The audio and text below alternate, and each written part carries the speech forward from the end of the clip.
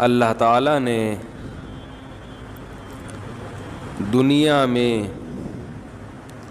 جو کافر لوگ ہیں، کافر جو اللہ کو نہیں مانتے یا اللہ کو مانتے ہیں مگر ایسے نہیں مانتے جیسے ماننا چاہیے، جیسے کہ لبرل مسلمان، میں جس کے پیچھے پڑھتا ہوں تو ہاتھ دھو کے پڑھتا ہوں، عاملوں کے پیچھے پڑھا تھا تو ان کو گھر تک پہنچا کے آیا تھا،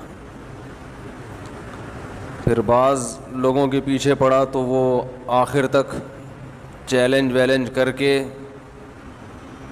فائلیں لپیٹ کے رکھ دیں کہ بھئی یہ آخری میرا بیان ہے، یہ چیلنج ہے، تو اس کے بعد اب جو بھی بات ہوگی تو پہلے یعنی آمنے سامنے ہوگی بس،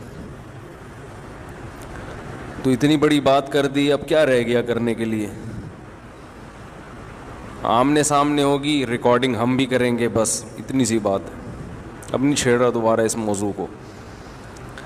تو اسی طرح یہ جو لبرل لوگ ہیں نا، ان کو بھی انشاءاللہ گھر تک پہنچا کے آئیں گے، کیونکہ اسلام کو آج کل نقصان کافر اتنا نہیں پہنچا رہا جتنا یہ لبرل لوگ پہنچا رہے ہیں۔ ان کے دل گناہ کر کر کے سخت ہو چکے ہوتے ہیں۔ فویل للقاسیۃ قلوبہم، اللہ فرماتے ہیں کہ تباہی ہے ان لوگوں کے لیے جن کے دل سخت ہو چکے ہوں، پتھر دل۔ یہ اللہ کی دی ہوئی نعمتوں سے بھرپور طریقے سے لطف اندوز ہوتے ہیں، بلکہ اللہ کو ماننے والے اتنا لطف اندوز نہیں ہوتے، یہ تو ان کا تو مقصد ہی زندگی کا لطف اندوزی ہے۔ یہ بارش میں ہم سے زیادہ انجوائے کرتے ہیں، کیونکہ ان کے لیے کپڑوں کی قید بھی نہیں ہے۔ بھائی ہم تو بارش میں نہائیں گے تو کپڑے ضروری ہیں نا، ان لوگوں کے لیے بارش میں نہانے کے لیے کپڑے ضروری نہیں ہیں، تو یہ تو زیادہ انجوائے کرتے ہیں۔ ہم اللہ کی دی ہوئی نعمت انگور کو انگور کے طور پہ تو استعمال کر سکتے ہیں، یا نچوڑ کے اس کا جوس پی لیا، لیکن یہ انگور کو کئی طریقوں سے استعمال کرتے ہیں، یہ اس کو شراب بنا کے بھی استعمال کر لیتے ہیں، تو زیادہ مزے کس کے ہوئے؟ بولے نا بھائی، لبرل لوگوں کے ہوئے نا، فواد چودھری ٹائپ کے جو لبرل لوگ ہیں ان کی بات کر رہا ہوں۔ وہ اتنی پیتے ہوں گے شراب، لیکن اتنا برا بھی نہیں سمجھتے، اگر کوئی پی لے تو کیا جا رہا ہے اس میں، اتنی پیے کہ بہکے نہیں۔ وہ شاعر کا شعر یاد آ رہا ہے، جو ذرا سی پی کے بہک گیا اسے میں گدھے سے نہیں۔ کیا پیاری اردو زبان، کیا خوبصورت زبان ہے یار، اس کی شاعری میں کیسی جان ہے۔ جو ذرا سی پی کے بہک گیا اسے میں گدھے سے نکال دو، یہاں اہل ظرف کا کام ہے، یہاں تنگ نظر کا گزر نہیں۔ تو جو لبرل لوگ ہیں یہ کہتے ہیں کہ تھوڑی بہت پینے سے انسان بہکتا نہیں ہے، اس سے کچھ بھی نہیں ہوتا۔ اور پھر ان میں جو زیادہ لبرلزم میں گئے ہوئے ہیں، زیادہ ترقی یافتہ ہیں، تو وہ کہتے ہیں کہ اگر بہک بھی گیا تو کیا ہے، جس بیچارے نے کبھی شراب نہ پی ہو وہ تو ذرا سی پی کے بہک جائے گا نا کیا خیال ہے؟ وہ تو تمباکو زبان پہ رکھ کے بہک جائے گا۔ شعر دوبارہ سن لیں، اس کا اس موقع پر کوئی مطلب نہیں بنتا، لیکن مزیدار شعر ہے۔ جو ذرا سی پی کے بہک گیا اسے میں کدے سے، بولیں بھائی، میں کدہ شراب خانے کو کہتے ہیں نا، میں شراب کو، میں کدہ جہاں شراب پی جاتی، تو شرابیوں کے بھی نا اپنے نخرے ہوتے ہیں۔ انہوں نے اس بری چیز پہ اتنی اچھے لیبل لگائے ہوئے ہیں کہ اب مجھے بتاؤ، جو تھوڑی سی پی کے بہکتا ہے اس کا مطلب وہ شراب کا عادی نہیں ہے، وہ نیک آدمی ہوا نا، اور جو ذرا سی پی کے بہک جائے اس کا مطلب باپ دادا شراب پیتے آئے ہیں اس کے، تو یہ تو اور برا ہو گیا۔ لیکن وہی بات ہے، لفاظی کا دور ہے یار. میرے آواز مجھے نہیں سمجھ میں آ رہی ہے، لوگوں کو کہاں سمجھ میں آئے گی؟ ہے اتنی گونج رہی ہے آواز. تو جو ذرا سی پی کے بہک جائے وہ تو برا آدمی ہے، سوری اچھا آدمی ہے، کہ اس کا مطلب ہے وہ پینے کا عادی نہیں ہے. لیکن آج کا دور ہے نا لفاظی کا، کہ برائی کو اچھائی اور اچھائی کو برائی کر کے پیش کر دو. تو شاعر نے یہی کام کیا ہے کہ جو ذرا سی پی کے بہک جائے وہ تو اہل ظرف ہی نہیں ہے، اس میں تو ظرف ہی نہیں ہے، تو برداشت ہی نہیں ہے اس میں، تو اس کو میں گدھے سے نکال دو. ایسے نیچ گھٹیا لوگوں کا ہمارے میں گدھے میں کام نہیں ہے. ٹھیک ہے صحیح ہے. تو یہی ہیروئنچی بھی پڑھ سکتے ہیں یہ شعر. ہیروئنچی جو خاندانی قسم کے ہیروئنچی ہوتے ہیں نا، تو وہ اگر ہیروئن پہ یہ لگا دیں کہ جو ذرا سا سوٹا لگا کے بہک گیا اسے پائپ کے منہ سے نکال دو. برساتی نالا ہوتا ہے نا پائپ جس میں ہیروئنچی بیٹھے ہوتے ہیں، اور وہ یہ بھی کہہ سکتے ہیں یہاں اہل ظرف کا کام ہے، یہاں تنگ نظر کا گزر نہیں. تو خیر یہ تو ایک درمیان میں چٹکلے ہمارے آتے ہی رہتے ہیں.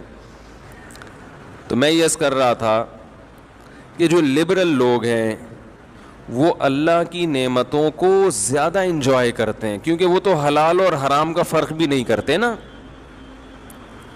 ان کے لیے خواہش پوری کرنے کے لیے نکاح کا ہونا ضروری نہیں ہے، حلال اور حرام کا فرق وہ نہیں رکھتے.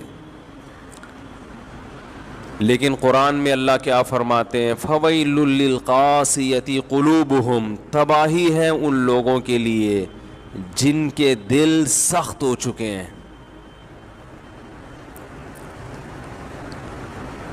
انہیں دنیا کی ہر چیز سمجھ میں آتی ہے، لیکن اللہ کی جو دن اور رات نعمتیں دیکھ رہے ہیں وہ سمجھ میں ہی نہیں آتی. بارش جب برستی ہے تو کیسی اللہ کی رحمت کہ اللہ انسانوں کو زندہ رکھنے کا انتظام کر رہا ہے. یہ بارش کا جو برسنا ہے نا، یہ جو لبرل لوگ ہیں یا کافر لوگ ہیں تو ہر چیز کو اتفاقی کہتے رہتے ہیں نا، اتفاقی اتفاقی اتفاقی اتفاقی ہے، نیچرل ہے نیچرل ہے. ارے بھائی کیا نیچر نے خود اپنے آپ کو بنا لیا ہے؟ نیچر میں اتنی عقل ہے کہ کس وقت کیا ہونا چاہیے اور وہ اسی حساب سے ہوتی چلی جا رہی ہے.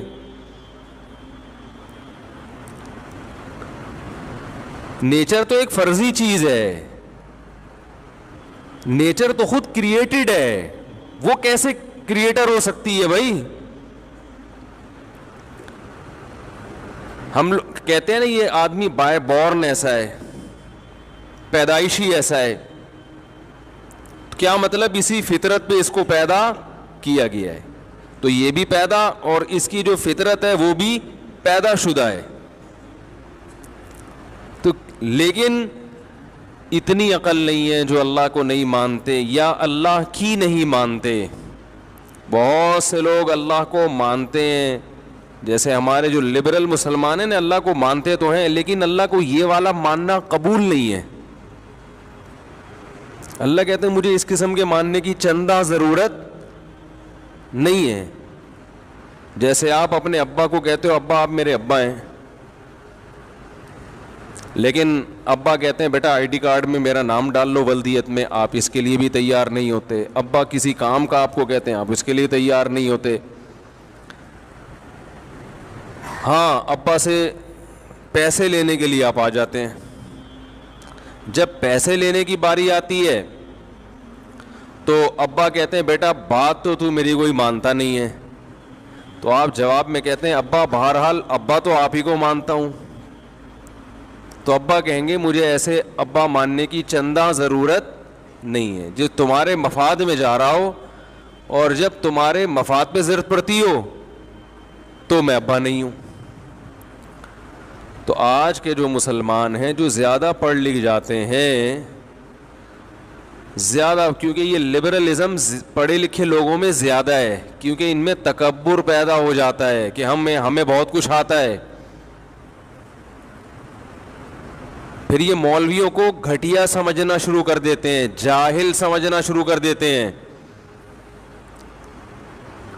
بلکہ مولوی کی بات اگر لاجک کے مطابق ہوگی نا، بلکہ وہ کوئی سائنسی تحقیق بھی پیش کرے گا سائنسدانوں کے حوالوں کے ساتھ، اس کو بھی نہیں مانتے، کیونکہ یہ مولوی نے کہہ دی بات.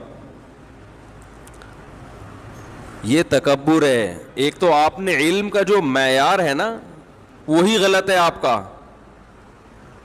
بعض لوگوں کی نظر میں انگلش آنا علم کا معیار ہے، اس کا مطلب جاپان میں تو سارے جاہل رہتے ہیں، فرانسیسی سارے جاہل ہوتے ہیں، ناروے کے لوگ سارے جاہل ہیں. تو یورپ میں تو انگلش اکثر لوگ نہیں سمجھتے، وہاں کے سائنٹسٹ بھی نہیں سمجھتے. بعض چیزیں فرانس میں ایجاد ہوتی ہیں، کتابیں لکھی جاتی ہیں، ان کا انگلش میں ترجمہ بعد میں ہوتا ہے. گوروں میں یعنی جو انگریز ہیں ان میں بعد میں آتی ہے وہ چیز. تو کیا وہ فرانس کے سائنسدان جاہل ہیں جن کو انگلش نہیں آتی؟ تو یہ ہمارے دماغوں پہ انگلش آنا بہت اچھی بات ہے، بین الاقوامی زبان ہے، جتنی زیادہ زبانیں آئیں اتنا اچھا ہے، اور ان میں انگلش تو سر فہرست ہے. لیکن یہ کوئی علم کا معیار نہیں ہے. ایک مسلط کر لی ایک چیز اپنے اوپر، لاجک کی بات اردو میں ہوگی، علم کی بات اردو میں ہوگی تو وہ بھی اسی طرح قابل احترام ہے جیسے پنجابی میں ہو تو بھی قابل احترام. اگر کوئی آپ کو پنجابی میں حدیث سنائے تو کیا اس بیس پہ رد کریں گے کہ یہ کس میں سنا رہا ہے؟ بولنے پر اردو میں بولنے میں تو انگلش تھوڑی بلوا رہا ہوں. اس بیس پہ رد کریں گے کہ یہ پنجابی. نیوٹن کا قانون اگر کوئی سندھی میں سنائے ہے تو کیا وہ غلط ہوگا؟ بھائی بات یہ ہوتی ہے کہ آپ بات کیا کر رہے ہیں. تو تکبر کی وجہ سے ہمارے جو پڑھا لکھا طبقہ ہے دنیاوی اعتبار سے، سب نہیں زیادہ تر لوگ دین کے قریب آنے کے بجائے دور ہوتے چلے جا رہے ہیں، کیونکہ وہ مذہبی لوگوں کو خاص طور پر علماء کو جاہل سمجھتے ہیں. کہتے ہیں ان کو پتہ کیا ہے دنیا کا. یہ عجیب بات آپ کو بتاؤں، دیکھو ڈاکٹر کو انجینئر کی فیلڈ کا پتہ ہوگا؟ نہیں پتہ ہوتا نا. انجینئر کو میڈیکل سائنس کا نہیں. بول لینا اب تو بارش ہوئی ہے اتنی زبردست، انرجی آتی ہے بارش ہونے کے بعد. انجینئر کو ڈاکٹر کی فیلڈ کا نہیں پتا ہوگا، ایک میتھمیٹکس کو میڈیکل سائنس کا نہیں پتا ہوگا، ایک پنچر والے کو بلکہ ڈاکٹر کو پنچر کا نہیں پتا ہوگا. تو یہ بھی تو علم ہے نا، پنچر لگانا. علوم اور فنون وہ تو کچھ بھی ہو سکتا ہے، لیکن ڈاکٹر انجینئر کی بات کو اس بیس پہ رد نہیں کرے گا کہ اس کو میڈیکل سائنس کا کچھ بھی نہیں پتا. وہ کہے گا بھائی انجینئرنگ کی فیلڈ میں یہ ہم سے آگے ہے. ایک میکینک ڈاکٹر کی بات کو اس لیے مسترد نہیں کرے گا کہ اس کو تو گاڑیوں کا کچھ پتا ہے ہی نہیں، یہ تو ٹائر، اس کے تو انجن آئل یہ مجھ سے چینج کرواتا ہے، یہ کیا میرا علاج کرے گا. تو یاد رکھو اسی بیس پہ یونیورسٹی میں پڑھے لکھے پروفیسروں کا یا ڈاکٹروں کا یا انجینئروں کا کسی عالم یا مفتی کی بات پہ اس بیس پہ رد کرنا کہ ان کو تو ہمارے علم کا کچھ پتہ ہی نہیں ہے، تو یہ کوئی لاجک بنتی ہے؟ بولو نا بھائی. ہاں کوئی مولانا صاحب آپ کی فیلڈ میں ٹانگ اڑا رہے ہو تو پھر آپ کا حق بنتا ہے، پھر یقیناً آپ کا حق بنتا ہے کہ یہاں کوئی مولانا صاحب بیٹھ کے آپ کو شوگر پہ کنٹرول کرنے کے طریقے بتا رہے ہوں اور وہ طریقے پہ ڈاکٹروں سے نہ سنے ہو، اپنی ریسرچ ہو ان کی، تو وہ کہیں گے نا بھائی یہ ریسرچ آپ اس کے اہل نہیں ہیں، یا تو کسی ڈاکٹر کی بات نقل کر رہا ہو تو ایک الگ بات ہے. تو یہ جو دنیا میں پڑھے لکھے لوگ پیدا ہو گئے ہیں، یہ بالکل ایسے علماء کی بات کو رد کرتے ہیں، اور حالانکہ سیدھے راستے کا علم کس کے پاس ہوتا ہے بھائی؟ علماء کے پاس ہوتا ہے، کیونکہ سیدھا راستہ اللہ نے صرف پیغمبروں کو بتایا ہے، اور پیغمبروں سے جو علم حاصل کرنے والے لوگ ہیں سینہ بسینہ، وہ کون لوگ کہلاتے ہیں؟ وہ علماء کہلاتے ہیں۔ دل بنانا، دل کا سدھر جانا، یہ کوئی سائنٹسٹ نہیں بتائے گا آپ کو۔ ایک دل تو گوشت پوش کا دل ہوتا ہے، وہ تو آپ کو ڈاکٹر بتائیں گے کہ یہ اس دل میں بلاکیج کیسے پیدا ہوتی ہے، لہسن کھانے سے فائدہ ہوگا یا نقصان ہوگا۔ خون پتلا ہونے کے ساتھ آپ بھی پتلے ہو جائیں گے بہت زیادہ۔ بعض لوگوں اتنے لہسن، جب سے میرا بیان کیا نا یوٹیوب پہ لہسن کا، تو وہ اتنے لہسن پھانک رہے ہیں، فائدے کے بجائے ان کو نقصان ہو رہا ہے، کیونکہ وہ لہسن میں ایسڈ ہوتا ہے، اب وہ آپ خود بھی پورے پتلے ہونا شروع ہو جائیں گے۔ تو یہ جو کیا سیدھے راستے کا علم ہے، یہ جو دل ہے نا گوشت پوش کا، اس دل کے بارے میں تو آپ کو ڈاکٹر بتائے گا، لیکن وہ دل جس میں جذبات ہوتے ہیں، جس میں روحانیت ہوتی ہے، جس میں احساسات ہوتے ہیں، اس دل کے قبلے کو درست رکھنا اور وہ والا دل صحیح راستے پہ چلتا رہے، یہ راستہ میرے بھائی صرف کون بتائے گا؟ علماء بتائیں گے۔ یہ ڈاکٹروں کے پاس علم نہیں ہے، یہ انجینئروں کے پاس، سائنسدانوں کے پاس، میکینک کے پاس یہ علم نہیں ہے، یہ صرف پیغمبروں کے پاس ہے۔ اور اس علم نہ ہونے کی وجہ سے انسان کی روحانی زندگی تباہ ہو چکی ہے۔ ہمارے حضرت فرمایا کرتے تھے کہ جب تک دل ایسا نہ بن جائے کہ گناہ کے تصور سے شرم آنا شروع ہو جائے، اس وقت تک وہ دل نہیں ہے، وہ صرف باڈی کے لحاظ سے دل ہے، وہ تو گدھے میں بھی ہوتا ہے۔ وہ دل جس میں احساسات ہوں، جذبات ہوں، وجاء بقلب سلیم، قرآن کریم کہتا ہے نا کہ آخرت میں کامیابی اس کو ملے گی، وجاء ربہ بقلب سلیم، جو اپنے رب کے پاس ایسا دل لے کر آیا جو دل برائیوں سے پاک تھا۔ تو پتہ ہی چلا بھائی، ایک تو دل کولیسٹرول سے پاک کرنا جتنا ضروری ہے، برائیوں سے پاک کرنا اس سے بھی زیادہ ضروری ہے۔ اور یہ دل کی برائی ہے کیا؟ دل میں دنیا کی محبت پیدا ہو جائے، اللہ کی نعمتیں دیکھ کر بھی اللہ سے محبت نہ پیدا ہو، جذبات مر جائیں، احساس مر جائے۔ دیکھو ایک بات سنو، کوئی آپ پر احسان کرے صبح و شام، پھر وہ آپ کو ایک چھوٹا سا کام کہے،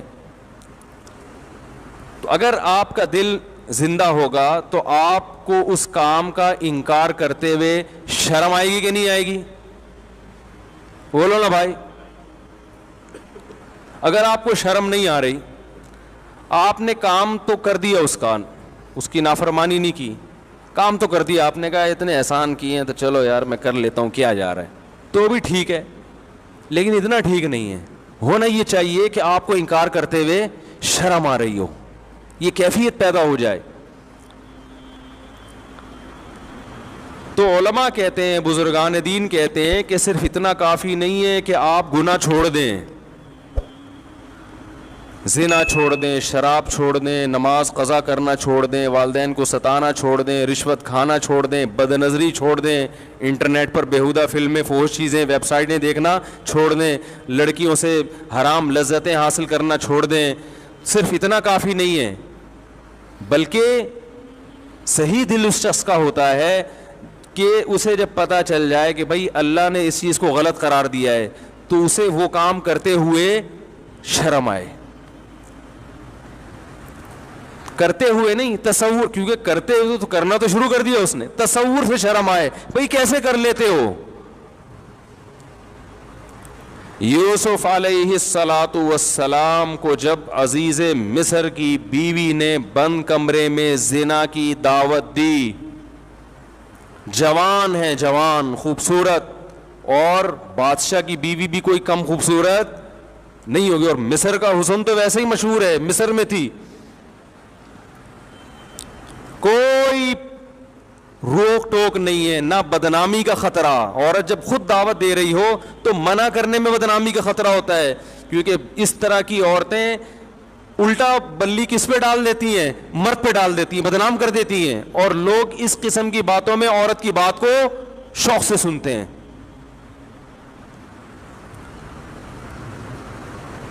تو تمام راستے زنا کے آسان ہو چکے ہیں, بدنامی کا ڈر بھی نہیں ہے, بلکہ انکار کرنے میں بدنامی کا ڈر ہے, اور ہوئے بھی. انکار کرنے میں جیل جانے کا خوف ہے, اور چلے بھی گئے.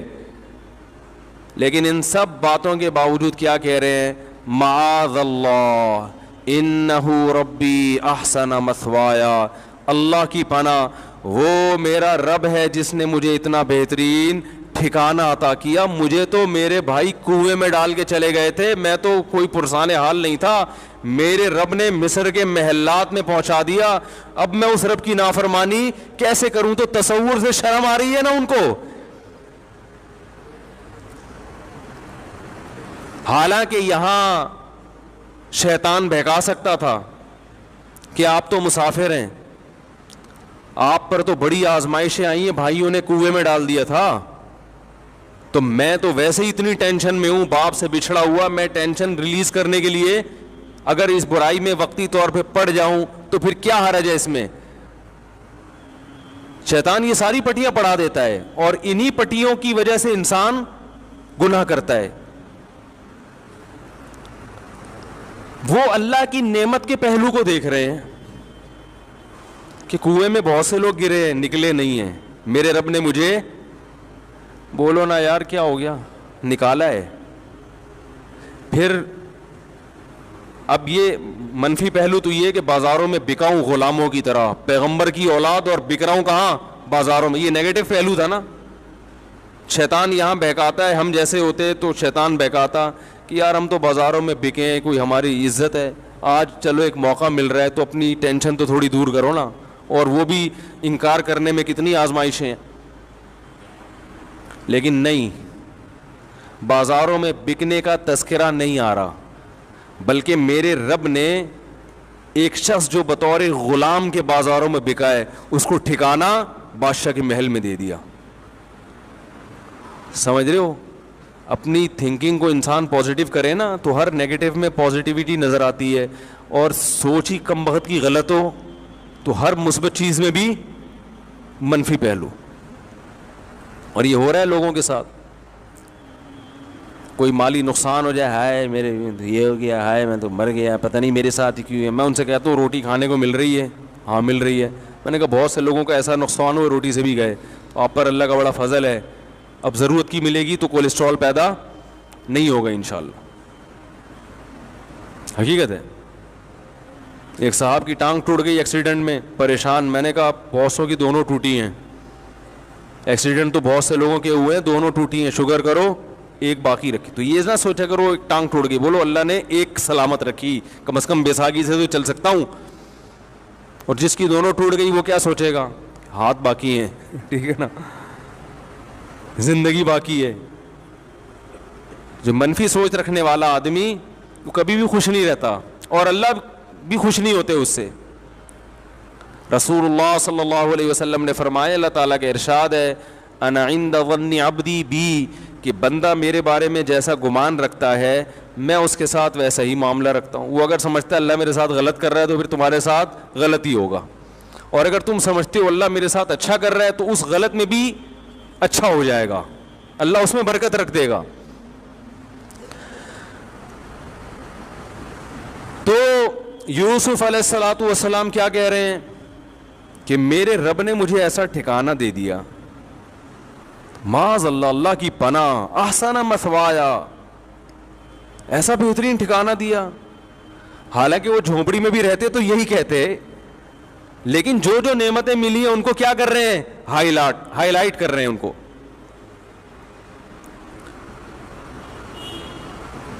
انہ ربی احسن مثوایا. اللہ کو آپ کا یہ جملہ کتنا پسند آیا, کتنا پسند آیا. اللہ فرماتے ہیں ہم نے یوسف کو برائی سے بچایا. کذالک لنصرف عنہ السوء والفحشاء, اس طرح ایسا ہوا تاکہ ہم ان کو برائی سے ہم نے ان کو پھیر دیا, اس لیے کہ وہ ہمارے مخلص بندوں میں سے تھے. تو انسان جب کوشش کرتا ہے تو اللہ کی مدد بھی اس کے ساتھ شامل ہوتی ہے. زانی دنیا میں بہت گزرے ہیں, آج بھی لوگ ذرا ذرا سی بات پہ زنا کر لیتے ہیں. زنا ہمارے معاشرے میں بہت تیزی سے پھیل رہا ہے, کیونکہ ہماری حکومتوں کی پالیسیاں ایسی ہیں کہ وہ عفیف اور پاک دامن معاشرہ چاہتے ہی نہیں ہیں. ابھی جو گورنر نے قانون پاس کیا تھا نا عبایا کا اسکولوں میں, ہمارے ایک استاد سے اس گورنر صاحب کی بات ہوئی, انہوں نے بتایا کہ وہ گورنر کہہ رہا ہے میں اکیلا لڑ رہا ہوں اور میرا ساتھ دینے والا ایک آدمی بھی نہیں ہے. ظاہر ہے بیچارے کو ہتھیار ڈالنے پڑے. سب لوگوں نے مخالفت کی, جتنے بھی ہمارے حکومت میں نمائندے بیٹھے ہوئے ہیں سب نے عبایا کی مخالفت کی. تمہارا کیا جا رہا تھا یار, اگر وہ بچیاں عبایا پہن لیں تمہیں کیا تکلیف ہو رہی ہے اس سے؟ وہ گورنر یہاں تک بیچارہ اتنے پریشان ہوئے, وہ گورنر صاحب وہ کہنے لگے کہ میں نے ارادہ کیا میں استعفیٰ دے دیتا ہوں. ایک عبایا کا قانون جس میں نہ کوئی دیوبندی بریلوی اہل حدیث کوئی اختلاف نہیں ہے, شیعہ بھی مانتے ہیں, سب مانتے ہیں, اور ساری دنیا مانتی ہے کہ پاکستان اسلام کے نام پہ وجود میں آیا ہے. اگر قائد اعظم رحمہ اللہ تعالی اس وقت اسلام کا نام استعمال نہ کرتے پاکستان وجود میں نہ آتا. تو یہ ناشکری ہے یا نہیں ہے کہ اللہ نے جب آپ کو ایک نعمت دے دی, آپ کو ایک کنٹری دے دیا, اللہ نے اپنا کام کر دیا, اور آپ اللہ نے جو آپ کی ذمہ داری لگائی تھی آپ وہ پورا کرنے کے لیے تیار نہیں ہیں. ایک قانون پاس ہونے کے بعد ختم ہو رہا ہے, تو بس زلزلے نہیں آئیں گے تو کیا آئے گا میرے بھائی؟ تباہی نہیں آئے گی تو غربت, مہنگائی. دیکھو مسلم کنٹریز کو غیر مسلم پر قیاس مت کرو, ان کی کامیابی کے اصول کچھ اور ہیں, ہماری کامیابی کے اصول کچھ اور ہیں. بنی اسرائیل پیغمبروں کو مانتے تھے, جب انہوں نے پیغمبروں کی نافرمانی کی اللہ نے غلام بنا دیا, اور فرعون پیغمبروں کو شروع سے ہی نہیں مانتا تھا, اس کو اللہ نے حکومت دے دی تھی. وہ تو پہلے سے نافرمان تھا, مگر پھر بھی مصر میں فرعون کو ایک تھوڑی تھا, فرعون تو بہت سارے تھے, انہیں کی حکومت تھی. حالانکہ وہ تو بنی اسرائیل سے بڑا نافرمان تھا, وہ تو کہتا تھا میں رب ہوں, پھر بھی اللہ نے فرعون کو حکومت دی. اور بنی اسرائیل جو اللہ کو مانتے ہیں مگر اللہ کی نافرمانی کرتے ہیں, اللہ نے ان کو کیا بنا دیا؟ غلام بنا دیا.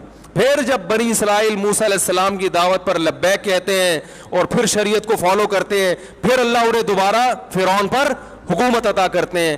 کافر کتنا بھی اللہ کا نافرمان بن جائے, کیسا باغی بن جائے, وہ دنیا میں کامیاب ہو سکتا ہے, مسلمان خدا کی قسم کامیاب نہیں ہو سکتا. ذلیل در ذلیل در ذلیل ہوتا رہے گا. ہمارے لبرل حکمران سمجھتے ہیں کہ ہم عبایا کا قانون ختم کر کے, کو ایجوکیشن کو بحال کر کے, ملک میں اس طرح کا ماحول پیدا کر کے جو بڑی طاقتیں ان کو خوش کر لیں گے, ان سے قرضے مل جائیں گے اور ملک ترقی کرے گا. نہیں کرے گا, آپ کا تشخص ختم ہو جائے گا, آپ دنیا میں ذلیل سمجھے جاؤ گے, غلام سمجھے جاؤ گے. دنیا کہے گی نہ یہ ادھر کے ہیں اور نہ ادھر کے.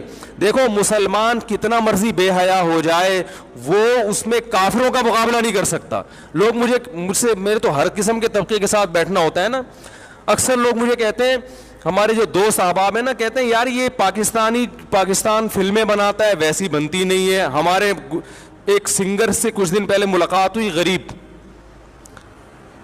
تو میں نے کسی دوست سے پوچھا, میں نے کہا یہ تو سنگر ہے بھائی, اس کو تو پیسہ ہونا چاہیے. انہوں نے کہا پاکستان کے سنگروں کے پاس پیسہ, بولو بھائی, نہیں ہوتا. یہ اس طرح سے ناچ ہی نہیں سکتے جیسے ہندو ناچتے ہیں, یہ اس طرح کی فلمیں بنا ہی نہیں سکتے جیسی.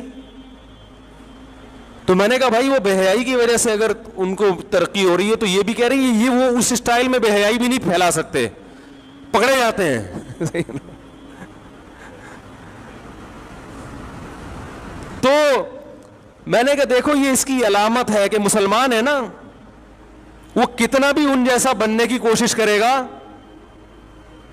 وہ بنتا نہیں ہے, ان جیسا ناچ ہی نہیں سکتا, کیونکہ ناچنا کوئی پسندیدہ کام تھوڑی ہے. بتاؤ کوئی صدر یا وزیر اعظم اگر ناچے اچھا لگے گا؟ پتہ چلا ناچنا انسانی وقار کے خلاف ہے. تو جو چیز وقار کے خلاف ہے اس میں کافر ہم سے زیادہ اچھا ہے. ان کے یہاں مائیکل جیکسن بھی پیدا ہوگا, ان کے یہاں اس جیسے ڈانسر پیدا ہوں گے, ہمارے یہاں بڑے مشکل ہیں, کیونکہ وہ اس طرح ہو, تھوڑا سا ایک غیرت کا رہے گا نا وہ, تو وہ وہاں تک نہیں پہنچ سکتے بھائی آپ ان چیزوں میں.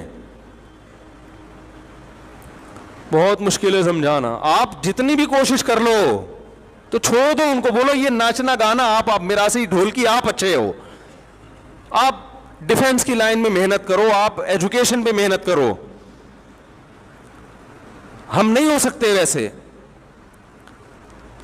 تو اللہ نے ایک حدود رکھی ہے نا, ایک پردہ رکھا ہوا ہے. دیکھو اسلامی ملکوں میں بھی بہت ساری ملکوں میں بے حیائی پھیلی ہے, لیکن پھر بھی وہ یورپ کا مقابلہ نہیں کر سکے.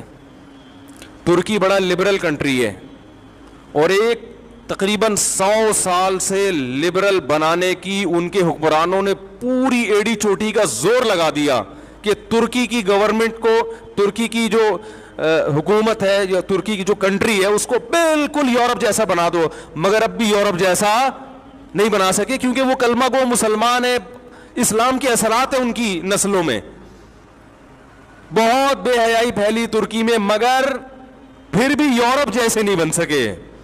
ایک لاشعوری طور پر نا ان میں حیا ٹرانسفر ہوئی ہے.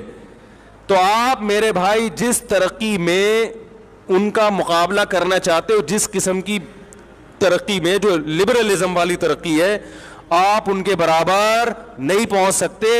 وہ اپنے ملکوں میں ان کو یہ چیزیں آپ سے زیادہ اچھی نظر آتی ہیں, آپ ان جیسے نائٹ کلب نہیں بنا سکتے. تو آپ حیا کو فروغ دو تاکہ وہ کمپیئر کریں کہ یار ہمارے معاشرے میں دیکھو اور ان کے معاشرے میں دیکھو, ہمارے اسکول کی بچیوں کو دیکھو کیسی بے شرم ہوتی ہے, اور مسلمان ملکوں کے اسکول کی بچیوں کو دیکھو اسکارف لے کے بیٹھی ہوئی ہیں. اس طرح سے تو شاید آپ کا کوئی تشخص برقرار ہو جائے اور آپ کو کچھ لوگ ان میں سلوٹ کرنا شروع کر دیں, ورنہ آپ نہ ادھر کے رہو گے اور نہ ادھر کے رہو گے. وہ کہتے ہیں نا کوا چلا ہنس کی چال اپنی بھی بھول گیا. تو چھوڑ دو اس چیز میں, آپ کو عزت نہیں ملے گی. عرب کنٹریز کا بھی یہی حال ہے, بے حیائی کو پھیلا دیا تو کیا ان عربوں کی عزت ہو رہی ہے دنیا میں؟ مجھے یاد ہے ہم بچپن میں کتابیں پڑھا کرتے تھے, کوئی گورا عرب کنٹری میں وزٹ کر کے آتا جہاں اسلام نافذ ہے, خوش ہو کے جاتا. میں نے ایک بچپن میں ایک واقعہ پڑھا تھا کہ عرب جو میاں بیوی تھے نا, وہ سعودی عرب گئے, انہوں نے اسلام قبول کر لیا. بہت پرانی بات ہے. پھر جب وہ اپنے ملک میں گئے تو انہوں نے کتاب لکھی, اپنا واقعہ لکھا, کمپیئر کیا کہ کیسے حیا کے نظام سے نکل کر ہم بے حیائی میں آ رہے ہیں, اور وہاں کتنا اچھا فیل کرتے تھے. بھائی بے حیائی ایسی چیز ہے, ایک وقت تک اچھی لگتی ہے, اس کے بعد انسان کو یہ اچھی نہیں لگتی. حیا اچھی لگتی ہے انسان کو. آپ اپنے ملکوں میں اگر بے حیائی پھیلاؤ, یہ پرانے سعودی عرب کی بات کر رہا ہوں, اب بھی بہت ملکوں سے بہت بہتر ہے, لیکن جا اسی ٹریک کی طرف رہا ہے جہاں ساری دنیا جا رہی ہے. تو وہ ان چیزوں سے آپ سے متاثر نہیں ہوں گے. وہ کہیں ہمارے ملکوں میں یہ تم سے زیادہ ہیں, تم کہاں تک پہنچو گے. حیا کے نظام کو آپ فروغ دو تو وہ آپ کو سلوٹ کریں گے, کہیں گے ہمارے ہاں سب کچھ ہے, یہ نہیں ہے. تعلیم بھی ان کے ہاں بہت ہے. تو آپ نے ایک چیز آپ کا ترہ امتیاز تھی, ایک چیز آپ کے لیے قابل فخر تھی. دیکھو ایک آدمی کی بیوی مکمل پردہ کرتی ہو یا پردہ بالکل نہ کرتی ہو, تو اگر بالکل بھی پردہ نہیں کرتی, بالکل گوروں کی طرح رہتی ہے, تو بہت سی ماڈرن عورتیں اس کو لائک کریں گی, ماشاءاللہ براڈ مائنڈڈ ہے. دیندار عورتیں پسند نہیں کریں گی. ایسا ہی ہوگا نا. اور ایک خاتون بہت زبردست پردہ کرتی ہے, تو ماڈرن عورتیں ممکن ہے کچھ اعتراض کریں, لیکن دیندار خواتین اس کو لائک کریں گی. لیکن جو بیچ کی خاتون ہے اسے نہ پردے والی پسند کریں گی اور نہ, بولو بھائی, ماڈرن عورتیں. ماڈرن عورتیں اس پہ اعتراض کریں گی, باہر نکلتے ہوئے عبایا لیتی ہے اور جو پردے دار کہیں گی باہر جب نکلتی ہے تو چہرہ تو تمہارا کھلا ہوا ہوتا ہے, تم جوان ہو اور چہرہ کھول کے گھوم رہی ہو, مردوں سے بات چیت کر رہی ہو, تو ادھر ہو جاؤ یا ادھر ہو جاؤ, تو بیچ کا کسی کو بھی اچھا نہیں لگتا. تو اللہ تعالیٰ نے بھی میرے بھائی یہ نعمتیں ہمیں دی ہیں, اللہ نے اصول اور ضابطہ بیان کر دیا کہ تم بنی اسرائیل کی طرح ہو, پیغمبروں پر تمہارا ایمان ہے, تم اگر اپنی ذمہ داری پوری نہیں کرو گے, اللہ کی نافرمانی سے نہیں بچو گے, اللہ تمہیں تباہ و برباد کر دے گا, جیسے کہ ہو رہے ہیں, ہم بھوکے ننگے ہوتے جا رہے ہیں. اللہ سے دعا ہے کہ یہ جو نعمتیں اللہ نے ہمیں دی ہیں, اللہ ان نعمتوں کا استحضار نصیب فرمائے اور ان نعمتوں کو دیکھ کر ہمیں اپنی یاد نصیب فرمائے. ہمارے حضرت مفتی رشید احمد صاحب رحمہ اللہ تعالی جب بارش ہوتی تھی بہت جذبات میں آتے تھے اور بہت دعائیں مانگا کرتے تھے کہ اے اللہ اس نعمت کا ہمیں شکر کی توفیق دے دے, اور فرماتے تھے میرے دل میں اللہ کی محبت کے جذبات بھڑکنے لگتے ہیں جب میں بارش دیکھتا ہوں کہ میرا رب سخاوت دکھا رہا ہے اپنی اور اپنی رحمت کا اظہار کر رہا ہے. کیسے زمین آباد ہو جاتی ہے, اور اتنی بڑی رحمت. رسول اللہ صلی اللہ علیہ وسلم کے پاس ایک صحابی آئے گاؤں سے, یا رسول اللہ قحط پڑ گیا ہے, بارش بند ہو گئی ہے, جانور ہلاک ہو رہے ہیں. آپ صلی اللہ علیہ وسلم نے دعا کی اور بارش کی دعا کی, اتنی بارش ہوئی ہے 3 دن تک برستی رہی ہے. وہ صحابی دوبارہ آئے, یا رسول اللہ کھیتیاں ہلاک ہو رہی ہیں, جانور ہلاک ہو رہے ہیں. آپ صلی اللہ علیہ وسلم کے الفاظ دیکھیں, آپ نے فرمایا اللہم حوالینا لا علینا. یہ نہیں فرمایا کہ اللہ اس بارش کو بند کر دے, یہ تو رحمت ہے, اے اللہ اس کو ہمارے اطراف کی طرف لے جا, ہم پر نہیں بلکہ ہمارے شہر کی سے آبادی سے دور اطراف کی طرف لے جا. علماء نے لکھا ہے اس سے صاف پتہ چلتا ہے کہ رسول اللہ صلی اللہ علیہ وسلم نے بارش کے بند کرنے کی دعا نہیں مانگی, کیونکہ قرآن بہت تذکرہ کر رہا ہے اس کا. تو اللہ جیسے اس بارش سے مردہ زمین کو زندہ کرتا ہے, اے اللہ تو ہمارے دلوں کو بھی حیات اور زندگی دے دے. دل مردہ ہیں, زمینیں زندہ ہو رہی ہیں, زمینوں میں پیداوار پیدا ہو رہی ہے, مگر دل میں اللہ کی محبت کے چشمے جاری نہیں ہو رہے. اور قرآن نے اس کی بہترین مثال دی ہے, وَإِنَّ مِنَ الْحِجَارَةِ لَمَا يَتَفَجَّرُ مِنْهُ الْأَنْهَارُ. فرمایا کہ او اشد خشیہ, کہ ان کے دل پتھر سے بھی زیادہ سخت ہو چکے ہیں. پھر فرمایا پتھروں میں بھی تین قسم کے پتھر ہوتے ہیں کہ وَإِنَّ مِنَ الْحِجَارَةِ لَمَا يَهْبِطُ مِنْ خَشْيَةِ اللَّهِ, کہ بعض پتھر ایسے ہوتے ہیں جو پہاڑوں سے لڑک جاتے ہیں, یہ لڑکنے کے لیے بھی تیار نہیں ہے, اپنی جگہ پہ جامد ہوئے ہوئے ہیں. وَإِنَّ مِنْهَا لَمَا يَهْبِطُ مِنْ خَشْيَةِ اللَّهِ وَإِنَّ مِنْهَا لَمَا يَتَفَجَّرُ مِنْهُ الْأَنْهَارُ, اور کچھ ایسے جس میں چشمے پھوٹ پڑتے ہیں. پتھر بھی اتنا سخت نہیں ہوتا, وہ بھی کبھی پانی نکالنا شروع کرتا ہے اور کبھی اثرات قبول کر کے اپنی جگہ سے ہل جاتا ہے. لیکن فرمایا کہ جو لوگ اللہ کو نہیں مانتے یا اللہ کو جیسا ماننا چاہیے ویسا نہیں مانتے, ان کے دل پتھر سے زیادہ سخت ہو چکے ہیں, یہ اپنی جگہ سے ہلنے کے لیے تیار نہیں ہے. یہ اللہ کی نعمتیں دیکھ کر نہ شراب چھوڑنے کے لیے تیار ہیں, نہ زنا چھوڑنے کے لیے تیار ہیں, نہ اپنی ذمہ داریاں پوری کرنے کے لیے تیار ہیں, اور نہ فحش فلمیں اور بیہودہ چیزیں چھوڑنے کے لیے تیار ہیں, نہ زنا اور نہ بدنظری چھوڑنے کے لیے تیار ہیں. تو یہ وہ دل ہیں جو پتھر سے زیادہ سخت ہو چکے ہیں. لیکن اللہ نے ان کو دھمکی دی ہے, فرمایا ہم جو یہ بارشیں برسا رہے ہیں اور نعمتیں تمہیں دے رہے ہیں, تمتعوا, فائدہ اٹھاتے رہو, فإن مصيركم إلى النار, آنا تم نے جہنم کی آگ کی طرف ہے. اللہ پیدا کر کے مار کے چھوڑ نہیں دے گا کہ مٹی ہو کے ختم, نا نا نا نا نا نا نا. یہ سب کچھ اللہ نے جو نظام بنایا ہے آزمائش کے لیے. آج لوگ تکبر کر رہے ہیں, فخر کر رہے ہیں, اللہ کے حکام کی دھجیاں اڑائی جا رہی ہیں, لیکن اللہ نے فرمایا تمتعوا, مزے اڑا لو. میں نے بتایا نا لبرل لوگ زیادہ مزے اڑاتے ہیں, بارش میں بغیر کپڑوں کے انجوائے کرتے ہیں. مولانا لوگ تو بیچارے تھوڑا کپڑوں کا خیال کر لیتے ہیں نا. تو اللہ فرماتے ہیں تمتعو, بہت مزے اڑاؤ, شرابیں بھی پیو, زنا بھی کرو, حرام دوستی. جو شادی کی بات کرے اس پر تو بولو, ہر وقت شادی شادی کرتا رہتا ہے ممبر پہ بیٹھ کے, لیکن زنا کرتے رہو بیٹھ کے, لڑکیوں سے حرام دوستیاں لگاتے رہو, یتیموں کا مال کھاتے رہو, بڑا بھائی چھوٹے بھائی کو وراثت نہ دے, انٹرنیٹ پر پوری رات ننگی فلمیں دیکھتے رہو بیٹھ کے, لڑکیوں سے اسکائپ پہ ویڈیو چیٹنگ کرتے رہو. اللہ فرماتے ہیں تمتعو, مزے اڑاؤ جتنے اڑا سکتے ہو. ان مصیرکم الی النار, آنا آگ کی طرف ہے, کیونکہ میں رب ہوں, میری سزا پھر میرے حساب سے ہوگی, تمہارے حساب سے نہیں ہوگی. وہ سزا مؤخر اس لیے کی ہے کہ بہت بڑی ہے, چھوٹی موٹی ہوتی تو اسی وقت 2 تھپڑ لگا کے چھوڑ دیتا. یہ تاخیر اس لیے کی ہے کہ مہلت دے رہا ہے, مہلت, اب توبہ کر لو, اب توبہ کر لو, اب توبہ کر لو. نہیں کی تو اللہ فرماتے موت کا جب وقت آئے گا, پوری دنیا کی دولت بھی اگر دے گا تو میں تیری جان نہیں چھوڑوں گا. کلا انہا کلمۃ ہوا قائلھا, فرمایا اس سے پہلے توبہ کے 2 آنسو بہاتا. زمین اور آسمان نے اگر گناہوں سے زمین اور آسمان کے خلا کو بھر دیا ہے نا, وہ 2 آنسو آگ ٹھنڈا کرنے کے لیے کافی تھے. لیکن جب تم موت اپنی آنکھوں سے دیکھے گا, ساری دنیا کی دولت بھی خرچ کر دے گا, تو اللہ فرماتے ہیں توبہ کا کلمہ ایسا ہوگا, انہا کلمۃ ہوا قائلھا, ایک زبان